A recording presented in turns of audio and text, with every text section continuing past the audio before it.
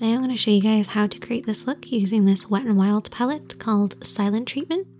I love these palettes because they're so easy to use, they're nice and small, they're really inexpensive.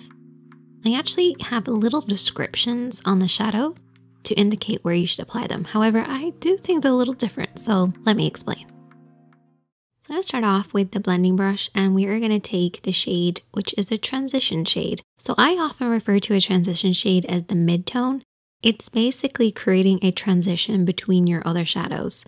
That's why I call it a mid-tone, because it's like a middle tone, so it's somewhere in between everything that you're applying. So this is a beautiful sort of mauve-y, almost like a blushy kind of tone. I really like it with this look. And transition shades typically go in the crease area.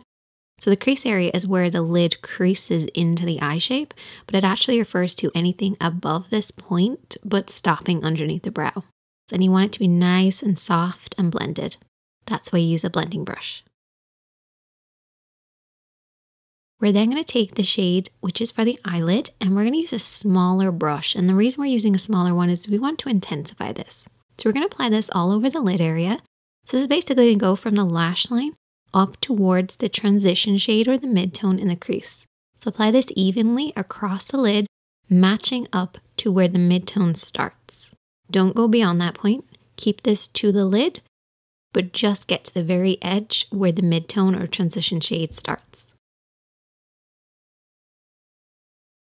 You're then going to take what they refer to as the crease shade. Personally, I wouldn't use this in the crease. You could if you wanted to deepen the crease, but I want to use this on the outer edge, and I want to use it as a definer or as my contour.